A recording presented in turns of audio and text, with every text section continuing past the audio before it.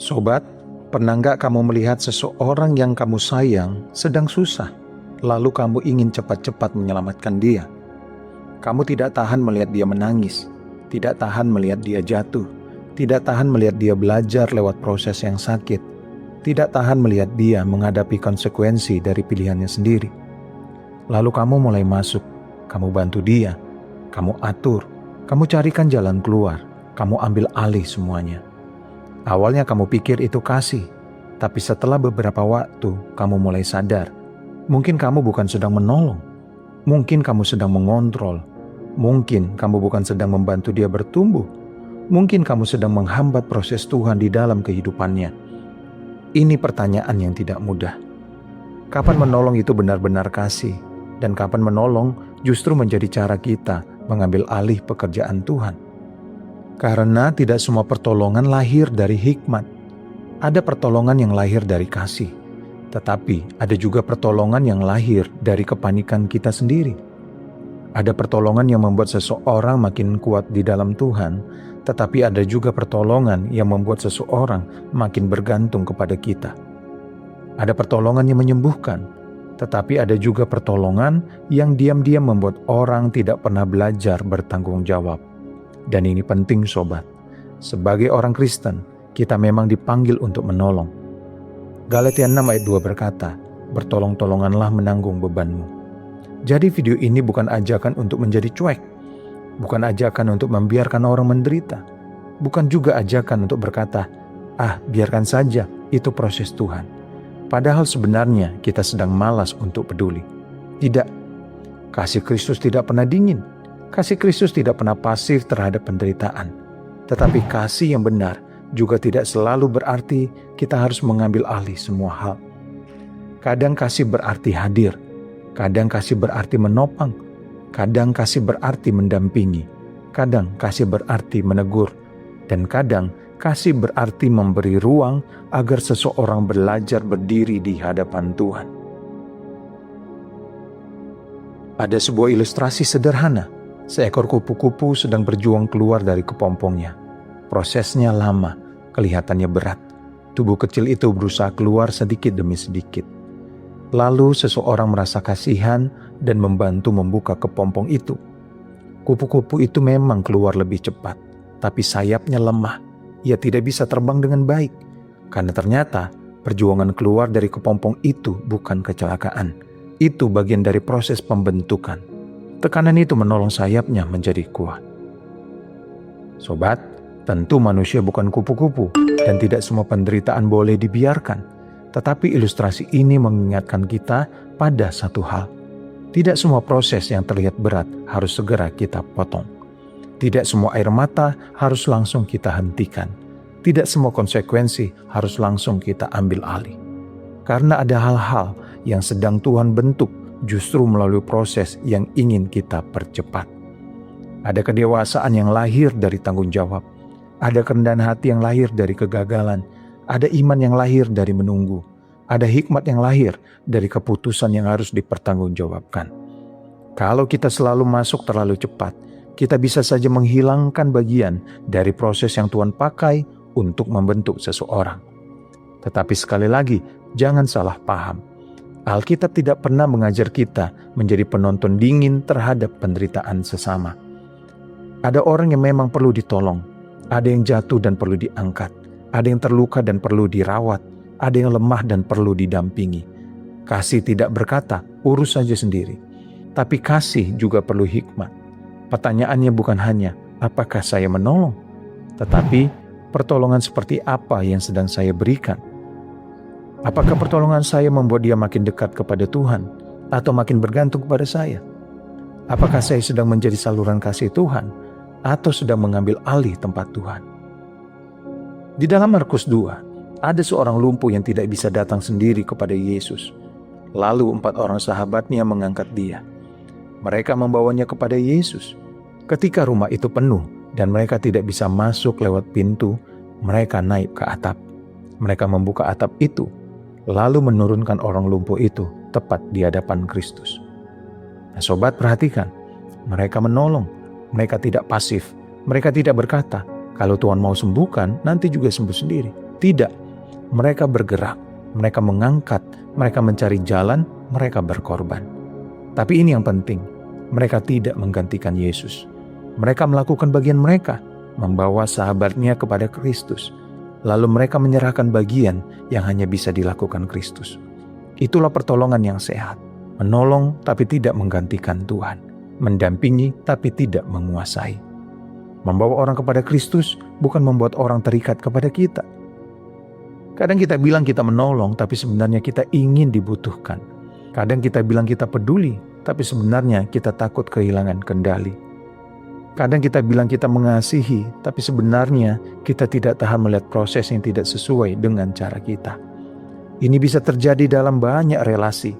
Orang tua bisa melakukannya kepada anak. Setiap kali anak kesulitan, langsung dibereskan. Setiap kali anak salah, langsung dilindungi dari konsekuensi. Setiap kali anak harus belajar bertanggung jawab, orang tua langsung mengambil alih. Awalnya terlihat seperti kasih, tapi lama-lama anak tidak pernah belajar berdiri. Pasangan juga bisa begitu. Satu orang terus menutupi kebiasaan buruk yang lain, selalu menyelamatkan, selalu membela, selalu membereskan akibatnya. Sampai akhirnya pertolongan itu bukan lagi kasih, tetapi pola yang membuat dosa atau ketidakdewasaan terus dipelihara. Sahabat juga bisa begitu. Kita ingin orang yang kita sayang segera baik-baik saja. Jadi kita memberi nasihat tanpa mendengar. Kita memaksa dia pulih sesuai tempo kita. Kita menyodorkan solusi sebelum dia selesai menangis. Padahal kadang yang dia butuhkan bukan kita mengatur semuanya. Kadang yang dia butuhkan adalah kita hadir, mendengar, mendoakan, dan menuntun dia kembali kepada Tuhan. Jadi bagaimana membedakan menolong dan mengontrol? Pertama, pertolongan yang sehat membawa orang makin bergantung kepada Tuhan, bukan makin bergantung kepada kita. Kalau setiap masalah harus kita yang selesaikan, kalau setiap keputusan harus kita yang tentukan, kalau dia tidak pernah belajar berdoa, berpikir, bertanggung jawab, dan mendengar Tuhan sendiri, mungkin pertolongan kita sudah melewati batas. Kita dipanggil menjadi sahabat yang membawa orang kepada Kristus, bukan menjadi pusat hidupnya. Kedua, pertolongan yang sehat lahir dari kasih, bukan dari kepanikan. Kadang kita membantu bukan karena Tuhan menyuruh kita bergerak, tapi karena kita tidak tahan dengan ketidaknyamanan kita sendiri. Kita panik melihat orang lain sedih, kita panik melihat keadaan belum berubah, lalu kita cepat-cepat masuk, kita ingin semuanya segera rapi, segera selesai, segera aman. Tapi proses Tuhan tidak selalu nyaman dilihat. Kadang proses Tuhan terlihat lambat, kadang terlihat berantakan, kadang terlihat seperti tidak ada kemajuan. Dan di situ kita diuji. Apakah kita benar-benar percaya Tuhan bekerja? Atau kita hanya percaya kalau kita yang mengatur semuanya? Ketiga, pertolongan yang sehat mendampingi bukan memaksakan. Mendampingi berarti kita hadir, kita mendengar, kita menasihati dengan rendah hati, kita mendoakan, kita menolong sejauh Tuhan beri hikmat dan kapasitas. Tapi mengendalikan berarti kita memaksa hasil, kita menuntun orang berubah sesuai tempo kita. Kita marah kalau dia tidak mengikuti saran kita. Kita merasa punya hak mengatur proses hidupnya karena kita sudah banyak membantu. Nah sobat, bantuan yang membuat kita merasa berhak menguasai orang lain bukan lagi kasih yang murni. Itu sudah bercampur dengan kontrol. Keempat, pertolongan yang sehat tidak mencuri tanggung jawab orang lain. Ada beban yang harus kita bantu pikul, tetapi ada tanggung jawab yang memang harus dipikul orang itu sendiri. Kita bisa menemani orang bertobat, tetapi kita tidak bisa bertobat menggantikan dia.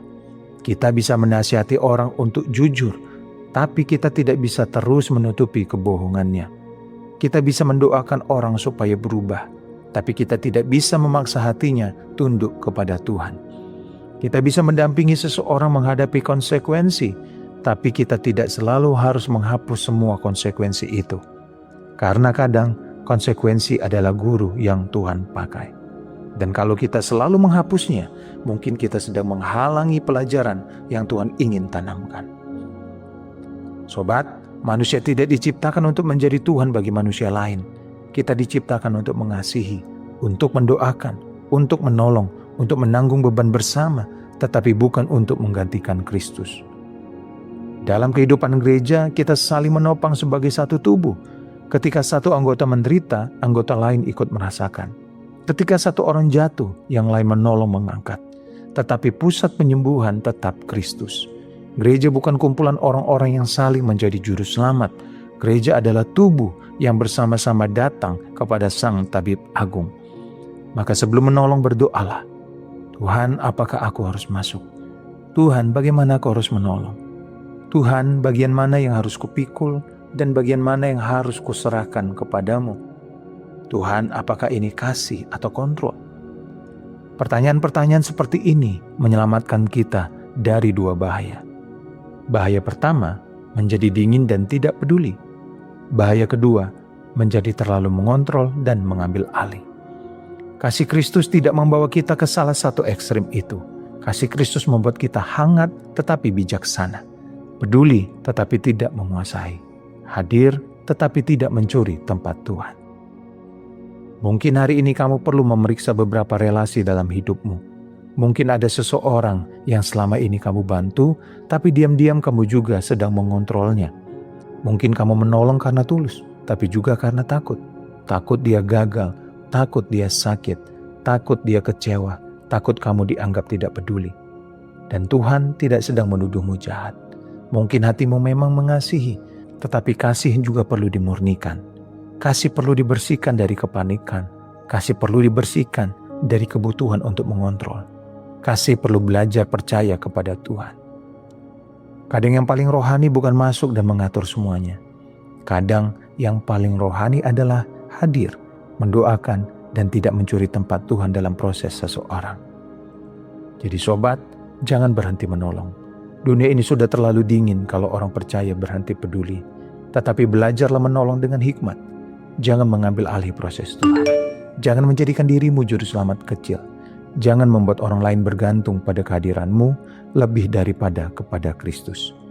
Jadilah sahabat yang membawa orang kepada Yesus, seperti 4 orang yang menggotong sahabatnya kepada Tuhan. Mereka lakukan bagian mereka, lalu mereka membiarkan Kristus melakukan bagian yang hanya Kristus bisa lakukan. Maka hari ini mungkin doa kita sederhana. Tuhan, ajari aku menolong dengan hikmat. Ajar aku peka kapan harus bergerak dan kapan harus menunggu. Ajar aku hadir tanpa mengontrol. Ajar aku mengasihi tanpa mengambil alih.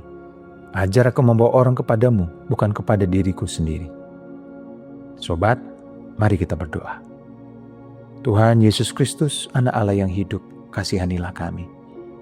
Ampuni kami kalau seringkali kami menolong bukan hanya karena kasih, tetapi juga karena panik, takut, dan ingin mengontrol.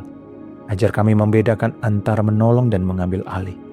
Beri kami hati yang lembut agar tidak cuek terhadap penderitaan sesama kami. Tetapi beri kami juga hikmat agar tidak menggantikan tempatmu dalam proses hidup mereka. Jadikan kami sahabat yang membawa orang kepadamu, bukan kepada diri kami sendiri. Ajari kami menanggung beban sesama dengan kasih, tetapi tetap percaya bahwa Engkaulah Sang Tabib, Sang Gembala, dan Sang Juru Selamat. Tuhan Yesus Kristus, Anak Allah, kasihanilah kami. Amin. Kalau video ini menegur hatimu, tulis di kolom komentar. Tuhan, ajari aku menolong dengan hikmat. Tuhan Yesus memberkati. Sampai jumpa di video berikutnya. Dibebaskan oleh firman, dikuatkan oleh kebenaran.